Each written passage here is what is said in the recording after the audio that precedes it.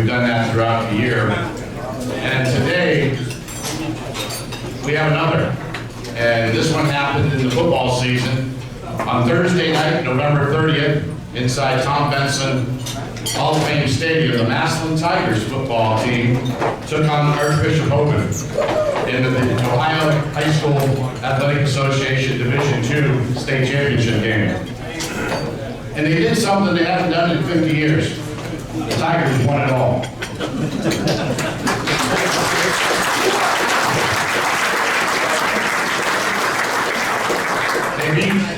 They beat Hogan 7-2. It was a low-scoring game, and they finished the season with a record of 16-0. Today, we honor that team by welcoming their coach, Nate Moore. Coach, congratulations on a fantastic achievement.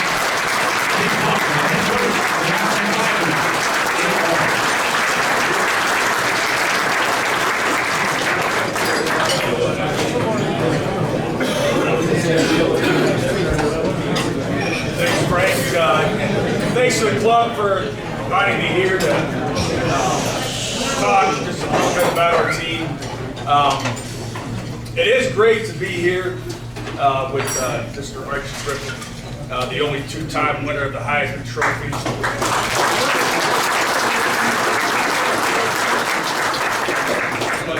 At Mass, we have a very long history with the High State Buckeyes and that football program, and so it's an honor to be here with Archie today.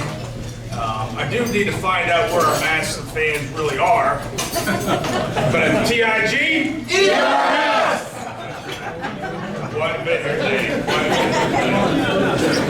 Let's see. Among many things that occurred on that Thursday night that Frank mentioned, we didn't get to answer one of the most important questions here in Stark County. I think the question is, what's more difficult? What's more difficult? Is it more difficult for Massillon to win a state title on the field or join the Federal League?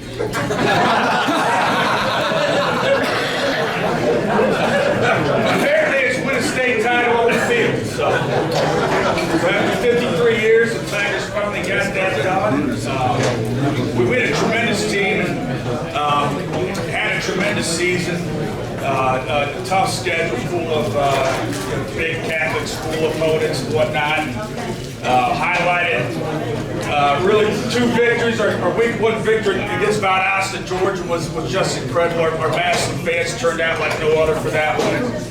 We really appreciate them for that. And then the victory at home against St. Edward, who went on to be the Division I state champion, was a special moment. But it was hard to beat that Thursday night at Tom Benson Hall of Fame Stadium and our victory in a really, really tough defensive ball game against Akron Open, and we have much respect for them and their program. But the Tigers came out on top, and we got to bring home a gold trophy this time to Massillon, Ohio, to our fans and our people in our city, and nobody deserves it more than them. We were very happy to bring that home to them, and look forward to a great season this year. Are we going to be able to pull off the repeat? I don't know.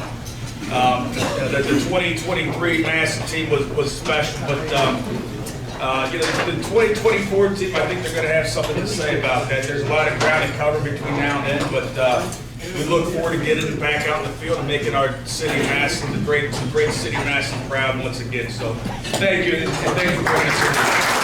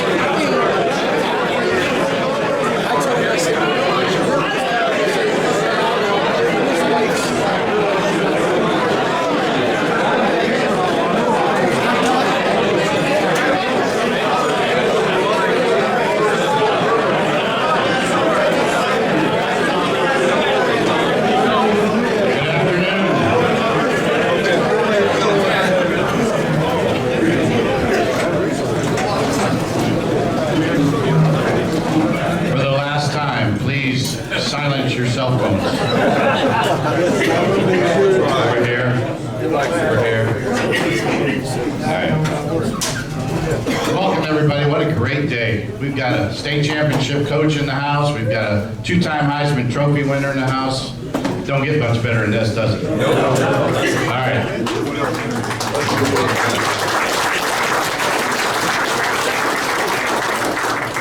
On behalf of the Pro Football Hall of Fame and the Board of Directors of the Pro Football Hall of Fame Luncheon Club, I call to order the 34th meeting of our 61st year of the Pro Football Hall of Fame Luncheon Club. Our invocation today, followed by our Pledge of Allegiance, will be given by Sean Matejko, pastor of Whipple Avenue Baptist Church.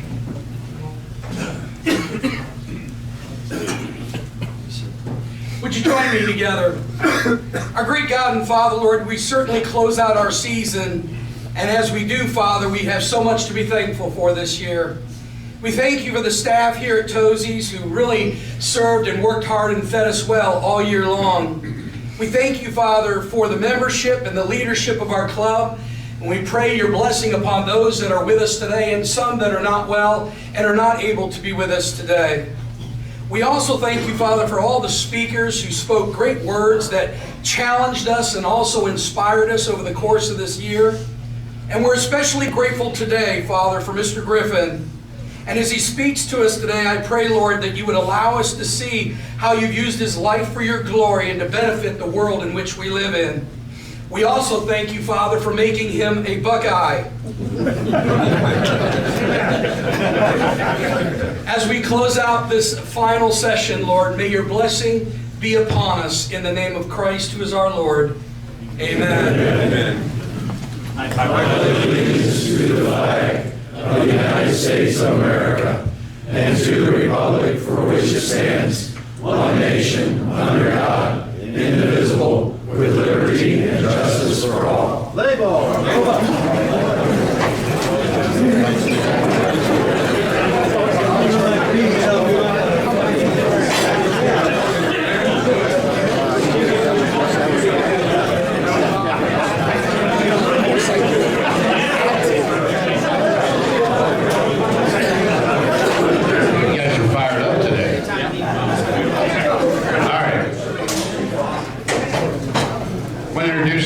Folks here at the head tables. Obviously, you just heard from Pastor Sean Matejko. Thank you again, Pastor. And amen to Archie Griffin being a Buckeye. Next to him, our past president, Jim Sterrett. To my far left, you just heard from him a few minutes ago, Coach Nate Moore from the Masson Tigers. Let me correct myself. State champion head coach. That's how he should be addressed. Next to Nate is his lovely wife, Rebecca. And Rebecca has signed on to speak to us next year. She is going to be one of our speakers. What a great story. She works with a lot of underprivileged kids and also is a track coach and wrote a book. So we've got a lot of stuff to cover with Rebecca, so we're looking forward to that. And then obviously our speaker, Mr. Archie Griffin.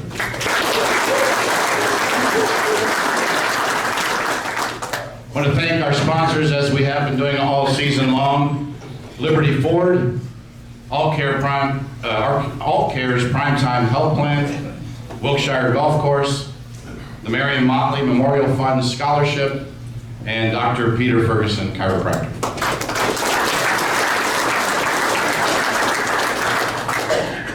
A couple of announcements. The history books that we give all of our speakers, we had a few left for the season. They were $10. They're going to be on sale for $5 while supplies last. So if you wanted to pick one up, make sure you go in the back and get one of those as well. There's only one left, and it's right here with me. Oh, okay. You'll have to fight over it. Don't forget, next Monday is our golf outing at Wilkshire. So if you've got a team to register, please do that. See Bill Costello. Obviously, and also we have, I know there was individuals that needed to be put on a team. So if you are looking for a team to jump on, see Bill and he can get you squared away. Then following our dinner that evening, right here at Tozzis. So we'll have some great prizes and door prizes, like I said, and some things to give away, as well as a great meal prepared by the staff here at Tozzis. The Pro Football Hall of Fame residency program rolls along. I've been mentioning this every week, and this past week was Willie Rofe. And Willie had some fun in town. I had a chance to have dinner with Willie, and boy, he loves Canton, Ohio, and I love to see that these Hall of Famers come back and enjoy themselves here in their second home. So I can tell you firsthand that Willie was really excited about it. And this week we have Lynn Swan. So you Steeler fans, keep an eye out for Lynn Swan.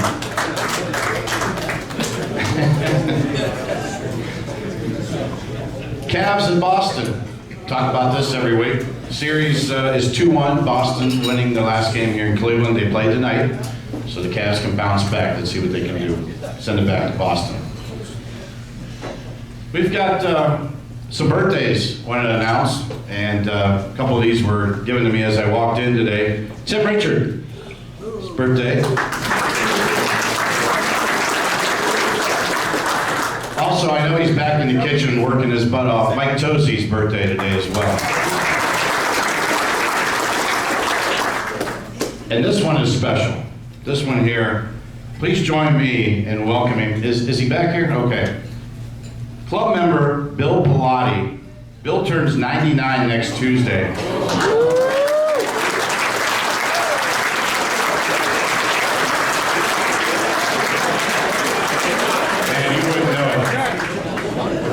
Bill is a World War II veteran and fought in the Battle of the Bulge. So thank you.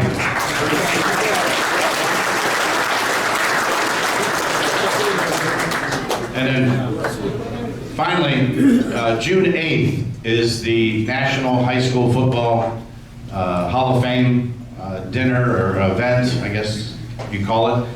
It is June 8th, and Archie is a member of that Hall of Fame as well. So if you're interested and want to go to that this year, we've got some great new enshrinees, and see RJ for more information, for tickets and things like that about the event. So June 8th, if you want to put it on your calendar. So again, no luncheon next week. This is our final week of the luncheon, and then we will see you at the golf outing and here at the dinner next Monday night. Brings me to our speaker today, which we kind of changing it up a little bit.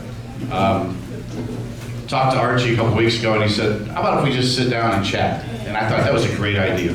Let's talk, shoot some questions to him, we'll open it up to the floor and do that. But before we do that, I almost forgot, we've got a drawing. I can't believe you guys didn't say anything. But keep that in mind. $321. That's our biggest one of the year. Ozzy's got the money back there. We're going to have Archie draw the ticket.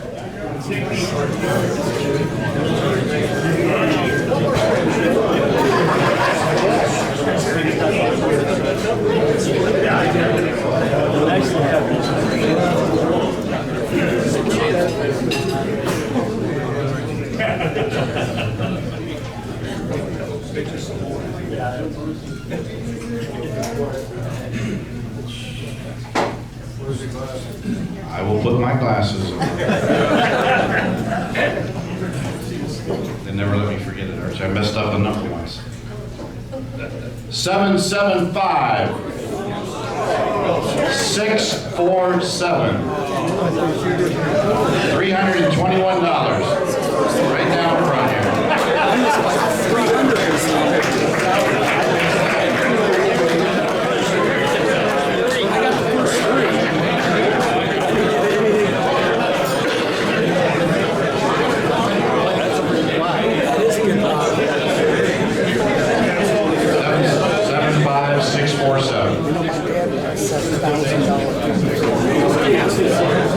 I'll keep my glasses on while I read Archie's bio, because there's some really good stuff in here, and I want to make sure I get it correct. Then we're going to invite Archie over. We're going to have a seat over here, and we're going to talk. This is too ironic. Born at University Hospital, nearly in the shadow of Ohio Stadium, Archie Griffin has been a Buckeye his whole life.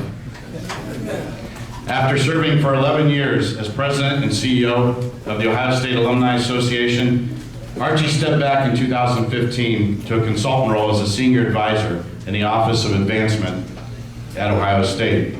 During his tenure leading the Ohio State University Alumni Association, Archie led an expanded effort to embrace young alumni and began initiatives focusing on career assistance and establishing an Office of Volunteer Relations.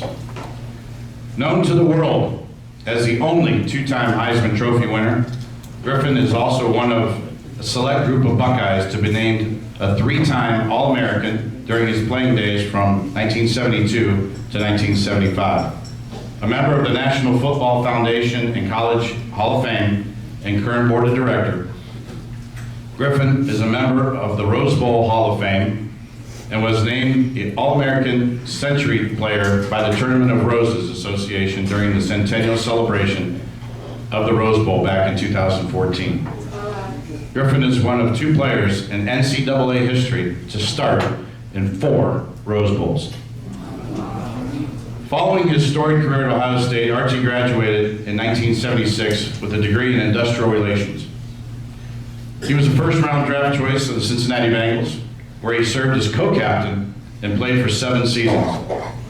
He returned to Ohio State in 1984 and rose to become Associate Director of Athletics for sports before taking the leadership role with the Alumni Association.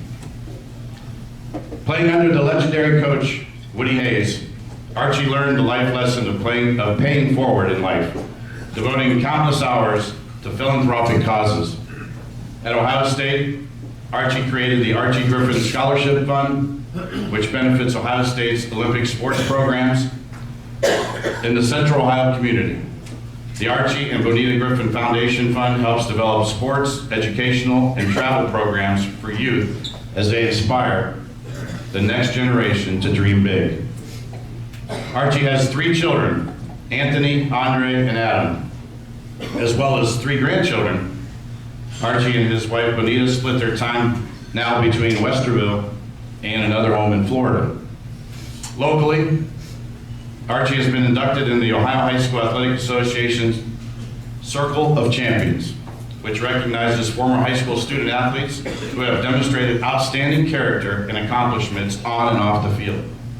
He was inducted into the National Federation of State High School Association Hall of Fame in 1996. He was also honored in May of 2015 to be the commencement speaker during the spring graduation ceremonies at Ohio State. Archie was recently selected as the number 4 all-time player in college football history by ESPN. I want to know who the other 3 are. Legendary Ohio State coach, this is what's impressive here. Woody Hayes said famously of Archie Griffin, he's a better young man than he is a football player. And I've seen a lot of great football players. A sought-after speaker and humanitarian, Archie serves on many boards and foundations. He's a former director of Abercrombie & Fitch.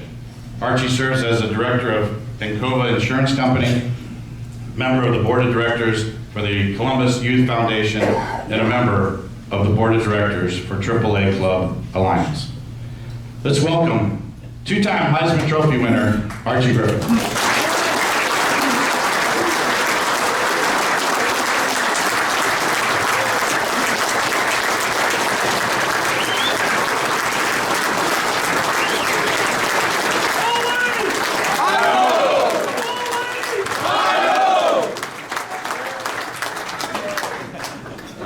You're on over there? I think I'm on.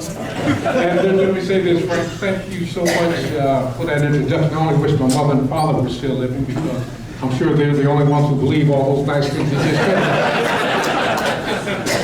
Well, you know, when I got that, I looked at it and I said, you know, I'm going to cut it down a little bit. But I thought, no, don't need to, because we want to hear all about Archie Griffin. And this is a great opportunity. And as you can see, a lot of scarlet and gray out there, Archie, a lot of fans, and I thought this would be great. I know you mentioned that.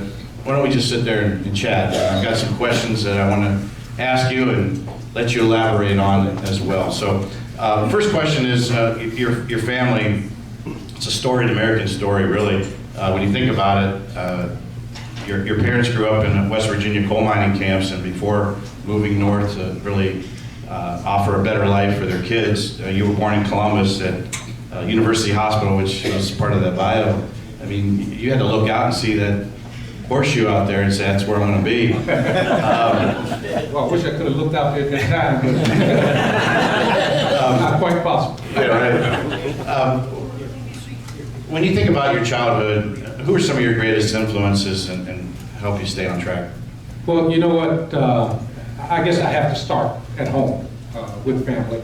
You know, I was very fortunate to come from a fairly large family. I've got 6 brothers and 1 sister, and my parents, they were inspiring to me. I mean, my mother and father, my father was one of the hardest working men that I ever knew. I mean, when you think about it, he worked 3 jobs to support our family, and my mother was a homemaker, and she did a wonderful job with 8 kids. And so when you talk about people who are an inspiration, my folks were an inspiration to me. As we were growing up, they had priorities for us. And the first one was for all of us to always trust in God. Second one was for all of us to get an education, a college education. And the third one was for all of us to participate in sports. And they wanted us to trust God first, because I always said God's in control of your life. He can help you in any situation that you might find yourself in, and I wholeheartedly believe that. Secondly, they wanted us to have an education, a college education, because that was something they didn't get. I mean, they had a dream. Their dream was for all 8 of their kids to graduate from college. And I'm very happy to say that that was a dream come true for them, because all 8 of us did graduate from college. And when my mother and father were living, they were so very, very proud of that fact. And that third priority was for us to all participate in athletics. And they wanted us to participate in athletics because they felt that athletics, it kind of rounds a person out. It teaches you a lot of valuable lifelong lessons, things such as the will to win, cope with pressure, get along in a team situation, and all those things are very, very important. They help you in life. Absolutely. They were inspired, but there were others. There were others. I mean, I certainly think of my coaches, Coach Hayes and my high school coach, Bob Stewart, who, God bless his soul, just passed away about a year ago.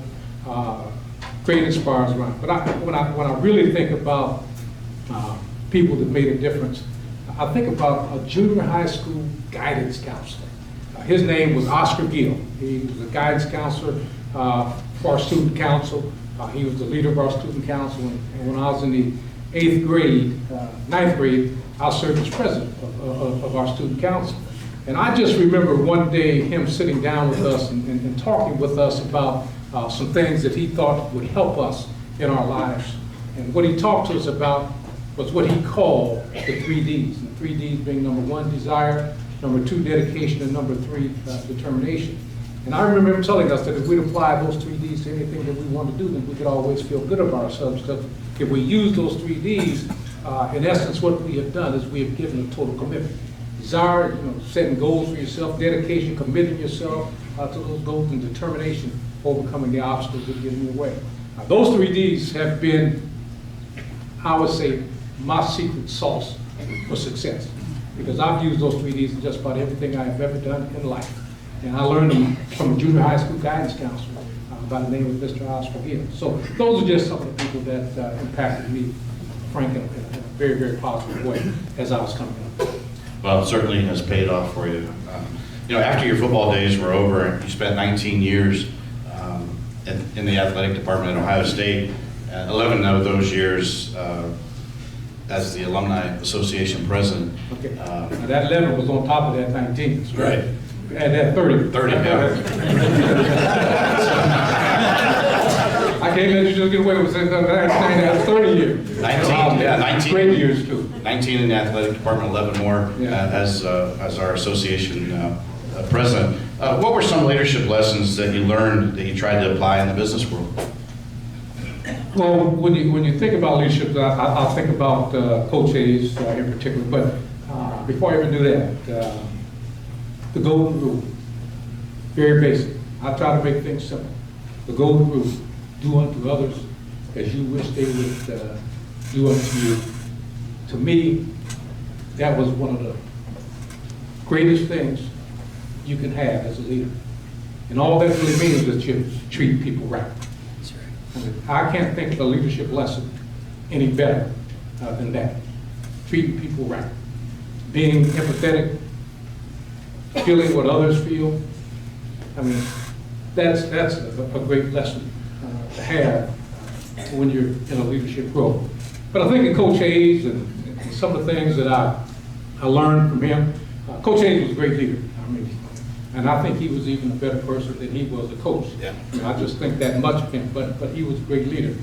He had great leadership qualities. Dedicated to Ohio State University, dedicated to the game of college football, dedicated to the coaches who worked for him and the players who played for him. He was a disciplinarian. He set fair, reasonable rules, regulations, and he would enforce those rules and regulations. He was honest. Great leadership lesson. Can't think of a person more honest than Woody Hayes. The best thing about him was the fact that he cared about people. That's what made him such a great person. I know people, talk about the incident that took him out of the game, but I can tell you, as a guy that played for Coach Hayes, who loved Coach Hayes, that man cared about people. You all know the pay forward term. He really set that pay forward term on the map. I mean, he talked to us about paying forward years and years before the movie Pay It Forward came out, or any of the signs that are on Ohio State that came out. He talked about paying forward. I'll never forget, he used to always, on Thursday nights, after practice, it was a light day of practice, he would take us over to Children's Hospital. He had one of those El Camino. You guys remember the El Camino? Kind of, it wasn't a truck, but it was a car that had an open back. We jump in the back. He'd take us down to Children's Hospital to talk with the kids that were in Children's Hospital, because they loved for the Ohio State football players to come down and talk with them. He knew that, and every Thursday he'd take a couple of us down to Children's Hospital to talk to them, because he knew that it had a positive impact on those kids in Children's Hospital. But he cared a great deal about people. And when you talk about leadership, caring, being dedicated, being honest, and certainly treating people right are characteristics that you want in your leaders. I want to take you back to your first game, and then you talk about perseverance and overcoming obstacles and things like that. It didn't start off too good for you. You want to share that story? Well, it didn't start off too good. My first year at Ohio State, when I was being recruited by Ohio State, a lot of people told me that I shouldn't go to Ohio State. They said that I was too small. They said that Coach Hayes was only recruiting me so that the team up north wouldn't get me. He said, you'll never play for Ohio State because you're just not big enough. Coach Hayes only had those big backs, well over 200 pounds. He was a fullback-oriented coach, and that I should go to a smaller school where I'd get a chance to play. Well, being an athlete, I felt I knew my ability better than anyone else, so I took it as a challenge to go to Ohio State. And I remember when I reported to camp in the summer of 1972. Now, some of you might remember that 1972 was the very first year that they allowed freshmen to play on varsity teams in the current area. That was the very first year. And you might remember that there were those plane crashes, certainly at Marshall, and Wichita State had plane crashes. And Marshall, they wanted to continue their football program, but they couldn't do it without freshmen playing. So the NCAA, they opened up freshmen being eligible for everybody. And so that was the very first year the freshmen were able to play. Well, with that being the case, my number one goal was to make the varsity team, because I wanted to prove to everybody who said that I couldn't play at Ohio State, I wanted to prove to them that I could play at Ohio State. And I'll never forget when I reported to camp in 1972, I was put in the back, And put at the back meant playing on the 5th team, and playing on the 5th team meant playing on the scout squad. And I think some of you know what that is. That's more or less the beat squad. I mean, we were the guys that took the beating every day in practice from the first teamers. Our job was to run the opposing team's plays while the first team defense got their practice off of us. You talk about discouraging. That was really discouraging. Because for some strange reason, that first team defense seemed to know what plays we were running and when we were running. So as a running back, you couldn't gain any yardage at all against that first team. Well, that year, our first game was a home game, and it was against the University of Iowa, and because it was a home game, Coach Hayes, he allowed everybody to dress because he believed that if you practice for Ohio State, that you should be identified in Ohio State University uniform at a home game. And I was really happy about that because that would at least show that I was part of the team. You know, even though I was on the 5th team at tailback, and even though that, you know, there were 3 number 45s out on the field that day. Well, the night before, Coach Hayes, night before every game, he took all the varsity, which was about 64 players, he took them away to a hotel in his freshman reserves. We stayed in the dormitory. We met up at the varsity day of the game at the stadium. That game against Iowa started, and we were beating Iowa pretty bad. And in the 4th quarter, with a couple of minutes to go in the game, Coach Hayes decided to give a few freshmen an opportunity to play. And I was one of those freshmen, and I can remember him calling me off the bench to go into the game. And I remember how excited I was because this was my big chance. If I could get in the game, run for a touchdown, or maybe just make a big play, he might put me on that varsity team. And again, that was my goal. I wanted to be a part of the varsity. I wanted to show everybody who said that I couldn't play at Ohio State. I wanted to show them that I could play at Ohio State. Well, I went into the game, got into the huddle, and to my surprise, the first play that was called was an 18 sweep. Now, an 18 sweep was a pitch out to me going around the right side. I mean, great opportunity. We broke the huddle, lined up in the I formation. Quarterback started calling the signals, and as he started calling the signals, I got to thinking. I said, you know, I wonder if our offensive line is going to open up the same type of hole for me as they've opened up for other running backs to run through, because all day long they would make these big, huge holes for our running backs to run through. So I was wondering if they'd do the same thing for me. Well, the ball was snapped. And as soon as the ball was snapped, I did something that was fundamentally wrong.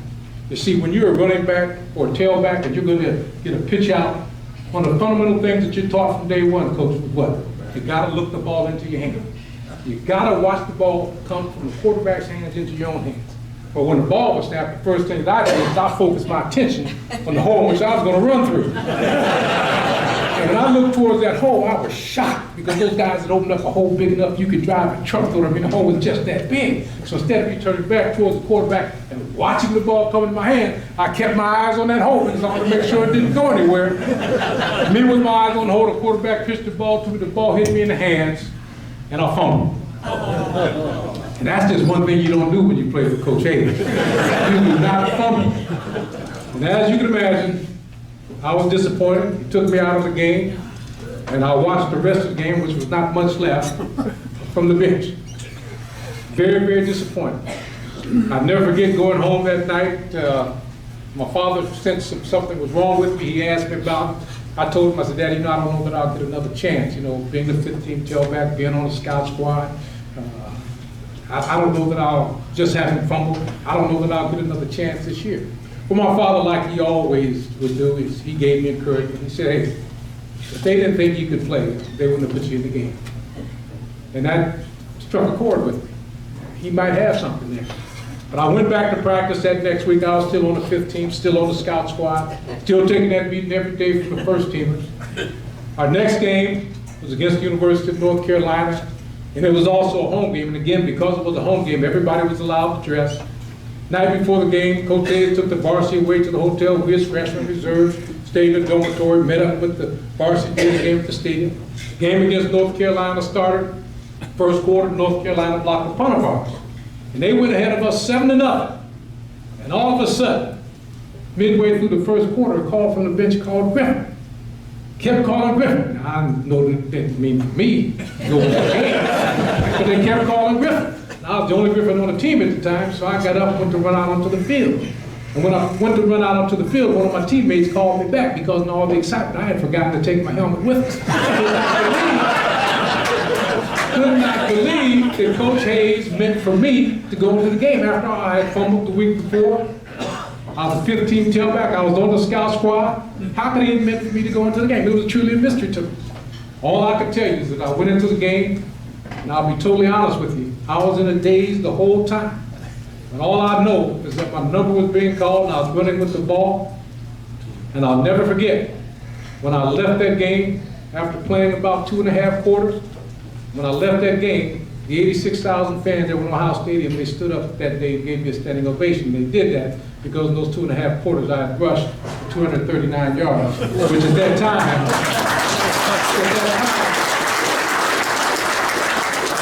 that was the Ohio State rushing record. And I'll just never, ever, ever forget that.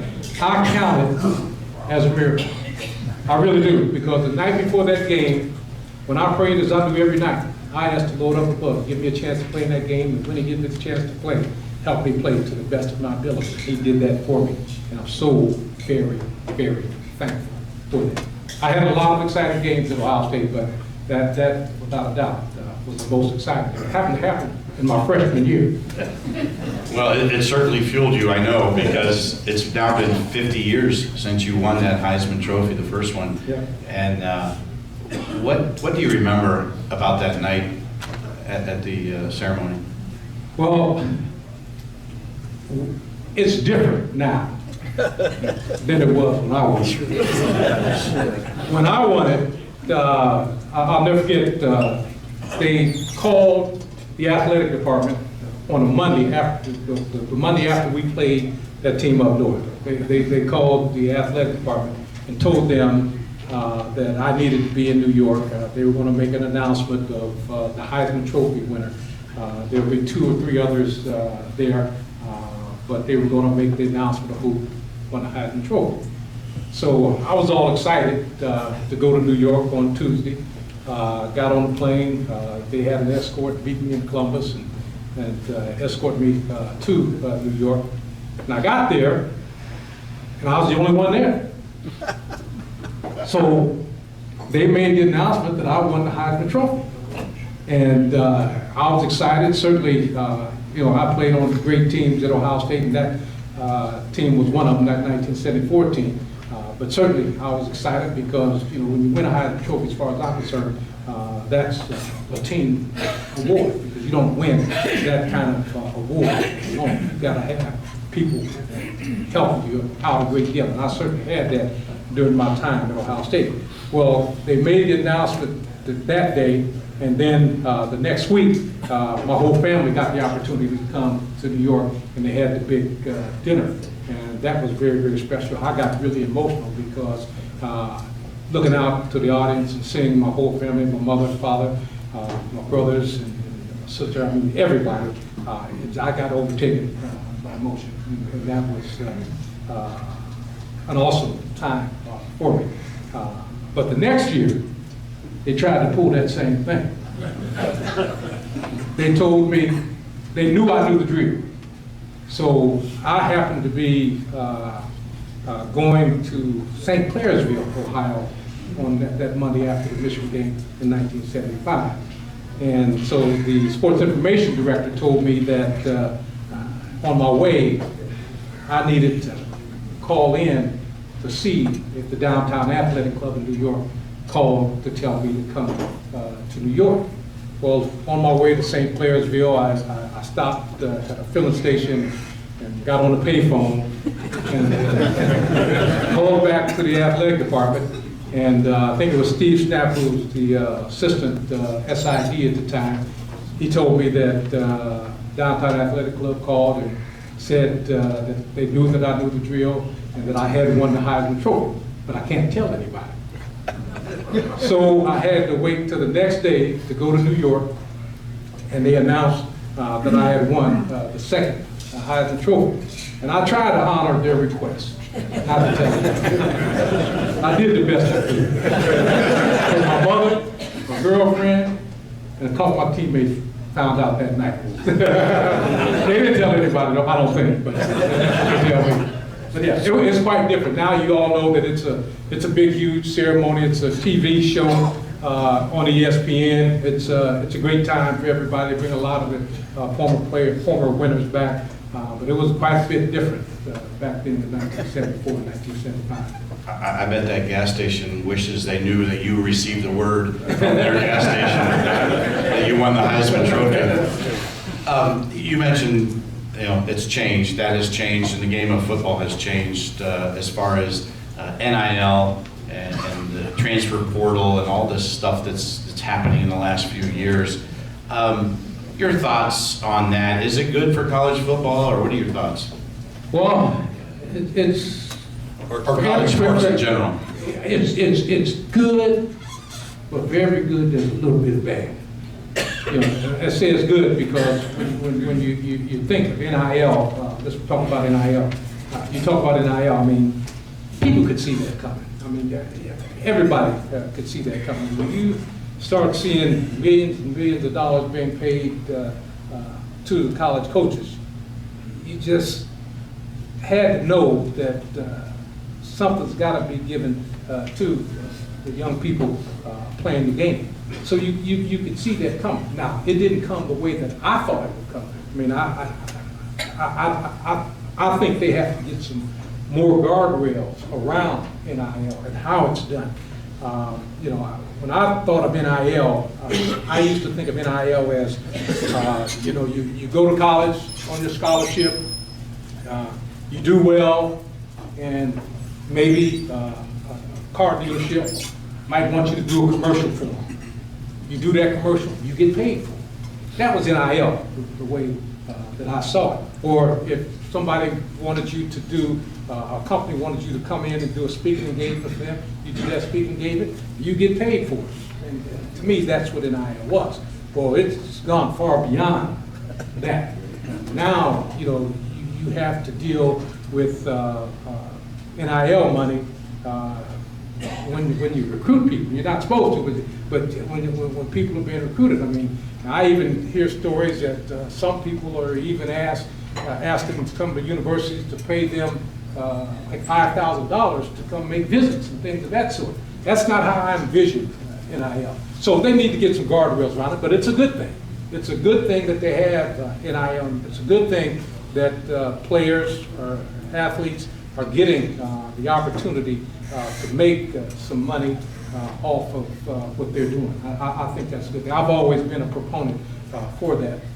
But at the same time, they've got to get some guardrails around. I know the NCAA just recently passed some rules where the schools can get involved in helping kids with NIL deals. They can use their marketing partners to help kids get the NIL, which is a good thing. But I've always felt that schools should be involved anyway, because I look at NIL as something that if the schools had control of, it would be in a better situation. You wouldn't have to deal with the agents and all that stuff that's getting involved in.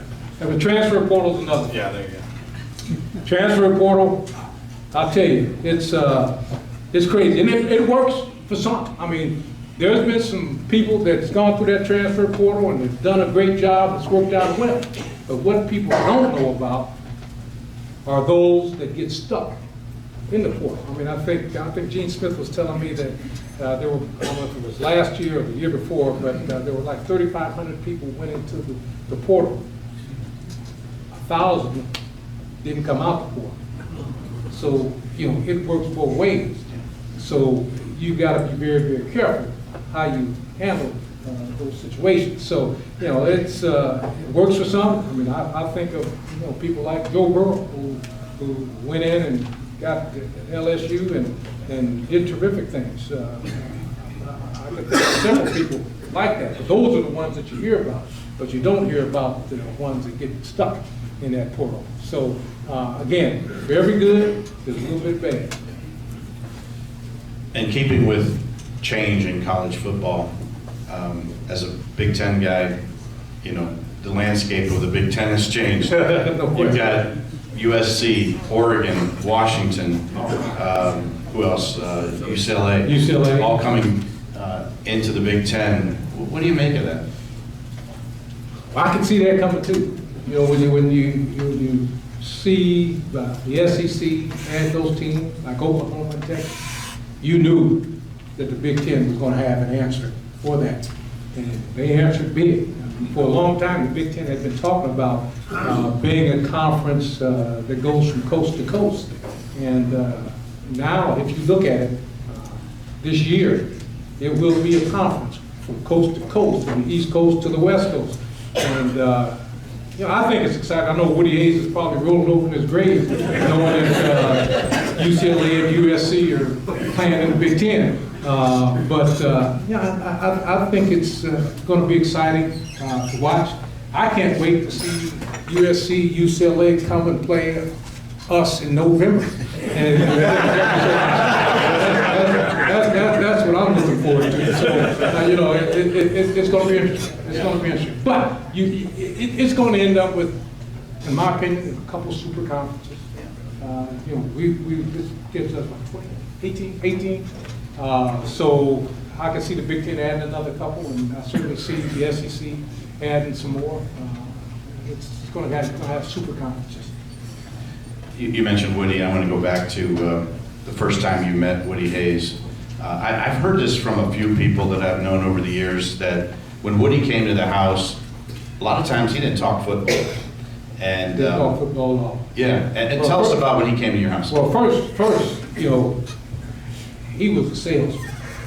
Oh man, you get him in the house, and he's got the parents there. That's who he's selling. You know, you just sitting there. He's selling the parents. And but the thing about Coach is that he really didn't say anything about football at all. Matter of fact, it was so much that I thought, well, maybe he doesn't want me to play football for him. You know, all he talked about was an education and how important it was for me to get a good education. And you know, so again, I wasn't so sure that he really wanted me to play football. But he continued to recruit me, so you know, I chose to go to Ohio State, and I'm glad that I did, because I'll never forget, in the first meeting that we attended as freshmen, the first thing that he told all of us was that if we were in school for anything else other than to get a good education, then we might as well get up and leave this meeting. He had a saying that stuck with me. He always said that an athlete without an education could be headed for a bad situation. You know, when you think about that, that's so very true, because when you think about the number of athletes that play the game of football, I mean, it's huge. You know, over 60,000 athletes play the game coming out of high school, coming out of college. And when you think of the number that make it in the pros, you know, it's not any comparison, because you got 32 pro teams, you got 7 rounds of draft. That's 224 people, 224 out of 60, 70,000. It's not very good odds you're going to make it. And the point that Coach Hayes always tried to make to us was that you had to have something else to fall back on. And that fallback position that he constantly referred to, that he drilled into us, was that you had to have an education. You had to have something to fall back on. And that fallback position was always your education, to get out, make a good living, and be able to provide for your families. I know this is my last question for you, and then we're going to open it up to the floor if it's all right.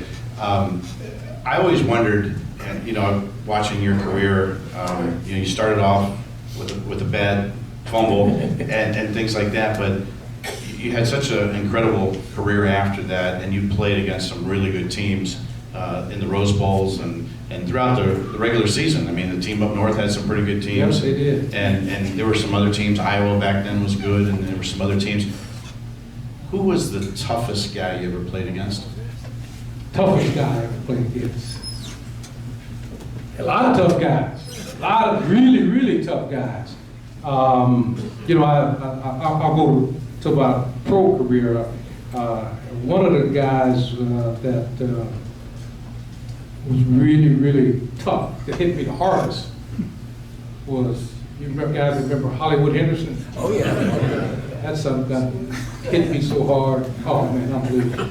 Kenny Anderson was throwing me I was running a pass, but I was the least man on the pass play, and I was going out the side. Kenny Anderson threw the ball up in the air, and it just seemed like it took forever to come down. And when it came down, I caught it. Hollywood Henderson hit me so hard. I mean, he hit me into the next day. He hit me so hard. And I'll never forget that. And then I was reading his book, and he talked about that hit. That's how hard hit me. It was hard enough that he wanted to talk about it in his book. He said, I hit Archie Griffin so hard, I knocked both those Heisman trophies off this man.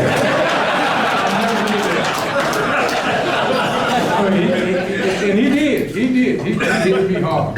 But the other guys, I mean, you know, I heard you mention some of the Pittsburgh Steelers. And you know, in the Pro Football Hall of Fame, a lot of Pittsburgh Steelers are in the Hall of Fame.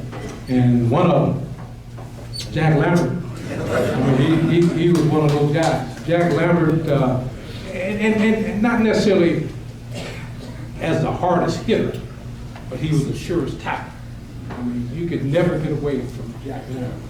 And I just never forget how he used to, when first play of the game on offense, I'll never forget, line up in the I formation, looking across the line of scrimmage at Jack Lambert. Now this is first play of the game.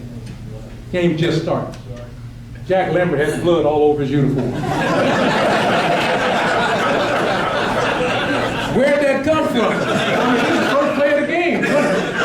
What'd you do in the locker room? It never failed. He had blood all over him. He's just unbelievable. But he was a great, sure tackler that I loved playing against. I liked it because I actually knew a little bit about him because he played with my brother Darryl at Kent State University. So I had an opportunity to watch him play even when I was in high school a little bit, and I always paid a lot of attention to him while I was in college because he was on the same team as one of my brothers. Well, I know these folks have some questions. We're going to open it up to the floor before Archie has to leave here, so go ahead, Archie. Yes, sir. The 1,000 you mentioned that went into the portal, do they have any choices? Well, they could ask their team to let them back in, or they could, you know, try to go to another team, try to get accepted on another team. But, you know, you go into that portal, sometimes you can get lost in that portal. I mean, the teams that you left don't have to take you back. So that's what I'm saying. I mean, it's one of those situations where, you know, you can go in that portal, hopefully you'll come out, but you might not come out. And you hope you got other opportunities out there for you to take. And most of the time what will happen is they'll go to maybe a lesser division of some sort. But yeah, I mean, it's not just a one-way thing. You don't go in and automatically get picked up by somebody. Yes, sir. Could you tell us a Cornelius Green story? A Cornelius Green story. Yeah. Well, you all might remember Cornelius Green was pretty flashy. Cornelius Green was, when he came to Ohio State, he was actually, I had two roommates, one being Cornelius Green, because we were the same year, and the other being Steve Luke, who was a Massillon guy. But Cornelius Green was real flashy. He came to Ohio State, he wore clothes, he wore red shoes, blue shoes, white shoes, whatever he had, Cornelius Green had it. And he was flashy. When he was in high school, he used to wear tassels on his pants. So when he'd run, the tassels would be flying back. I mean, he was just a flashy guy. And his nickname that we all called him was Flam. And we got his first car. I went with him to Washington, D.C., and his grandmother had bought him a car, and we were driving it back. And he had special tags on it. Flam 7. That was his number 7, but his license plate said Flam 7. And you know what he did?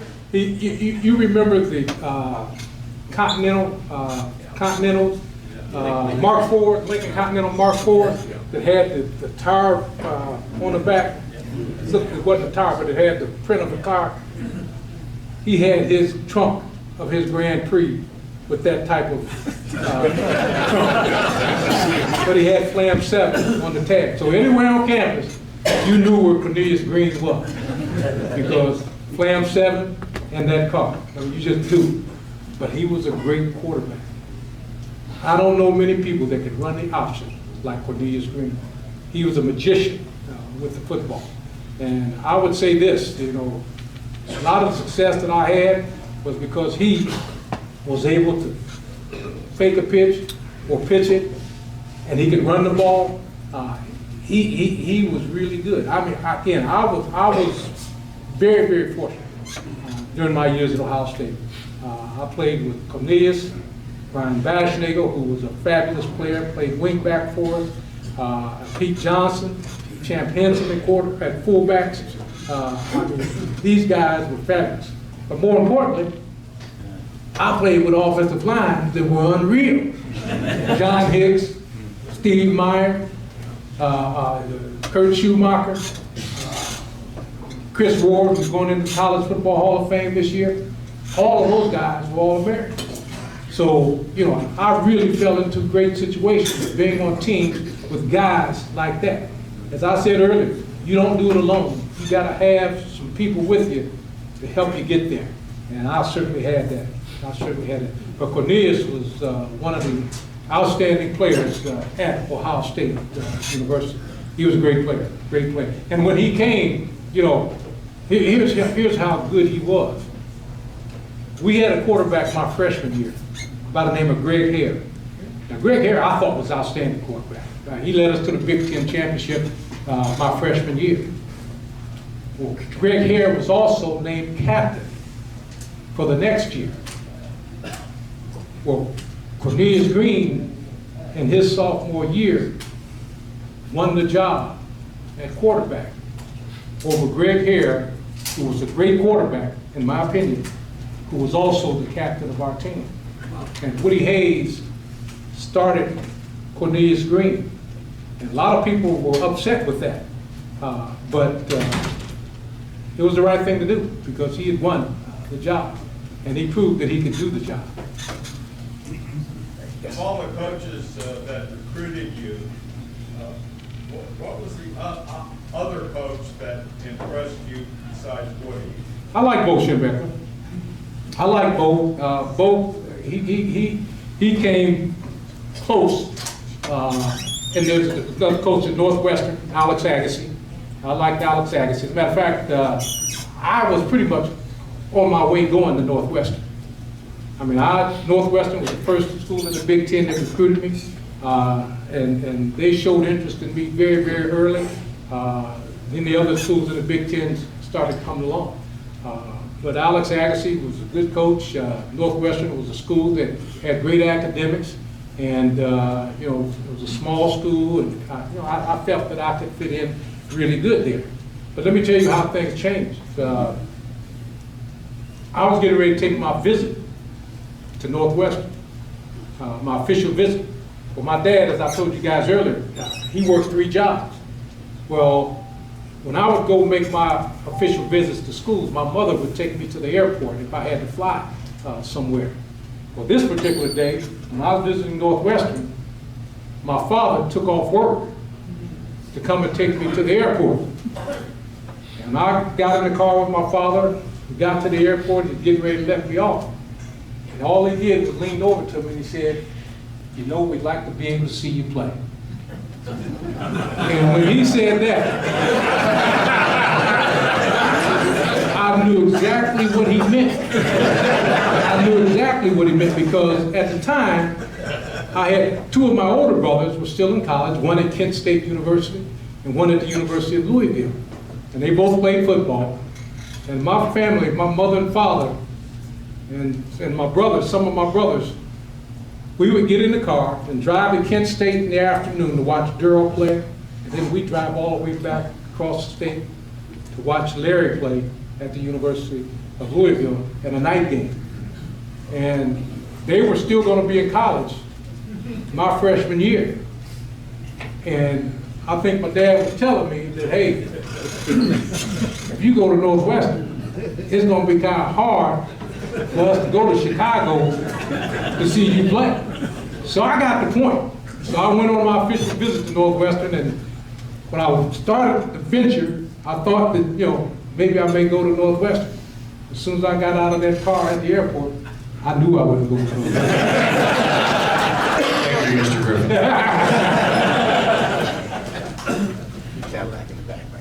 Yes, sir, back to back. Cadillac. Archie, this is a thrill of a lifetime, first of all. You are the best to ever put on an Ohio State uniform. So once again, thank you for that. But what 3 things separate the Ohio State and Michigan rivalry? than any other in the country, sir. What separates the rivalry? Well, the intensity, the fans. It is unbelievable.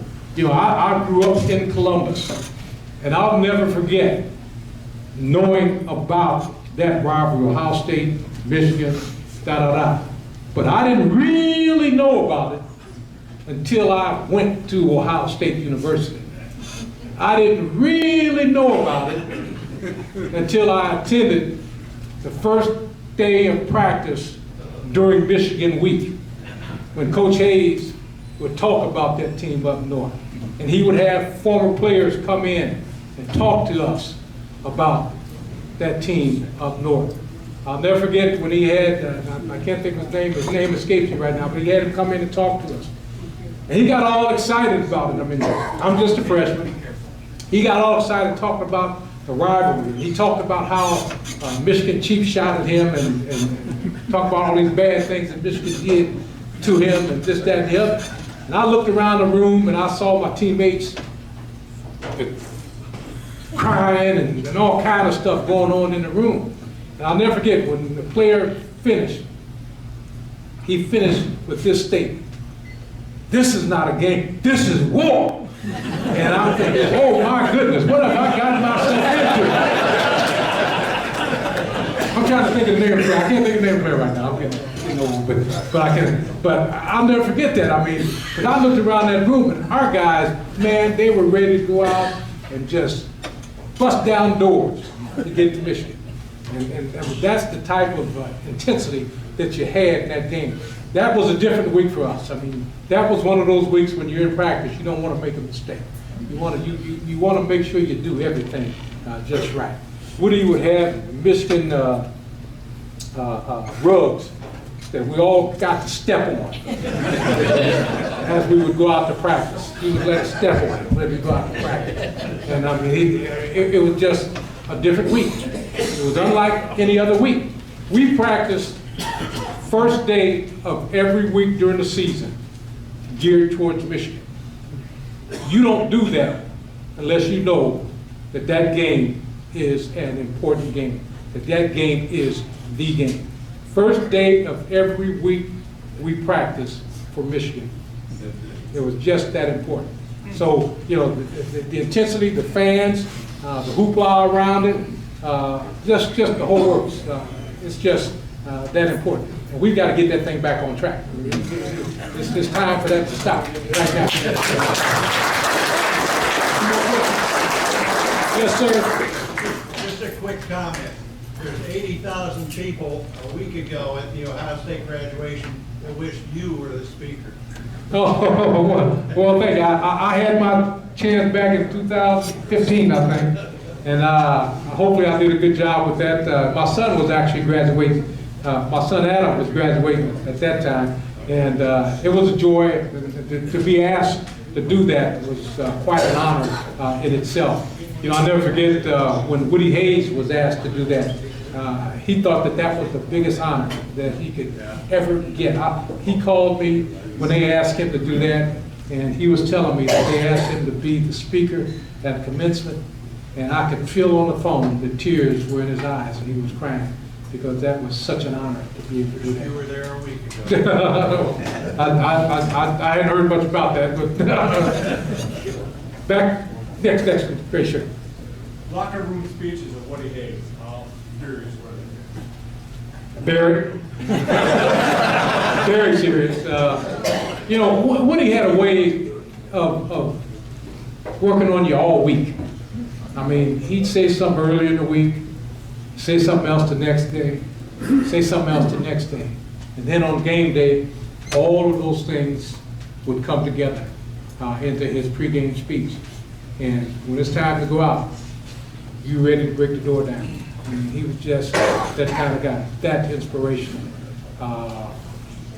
Probably the funniest one that I can remember, I don't know if I should say it here, but it was my senior year, and we were playing Penn State.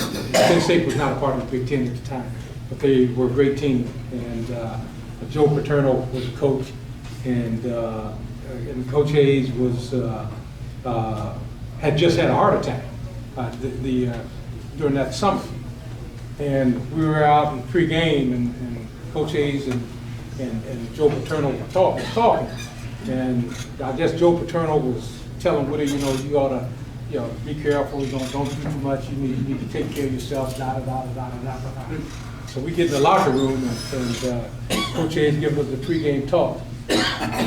He said, you know what? That SOB had the notion tell me I ought to take care of myself. You ought to take care of yourself. You shouldn't work so hard. You need to slow down a little bit. He said, I should have smacked the SOB.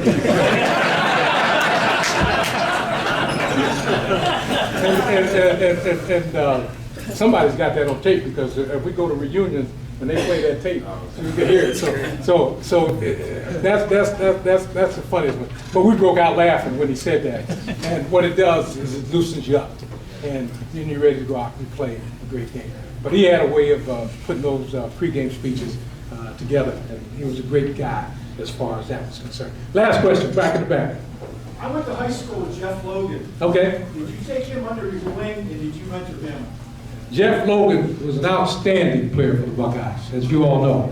After I left, he had the tailback position and did an outstanding job with it. Made all Big Ten, certainly at the tailback spot.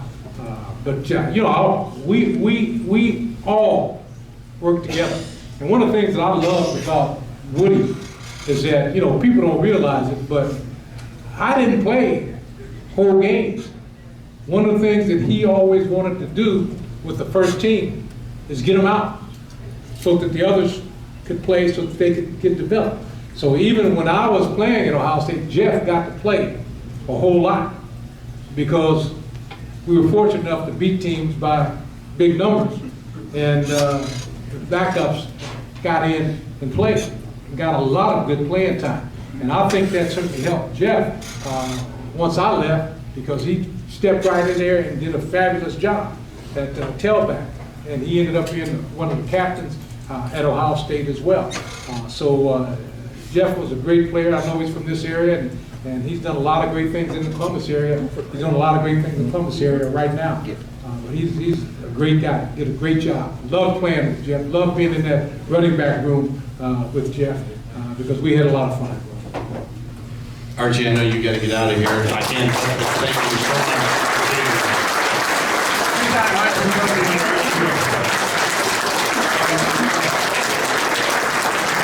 here.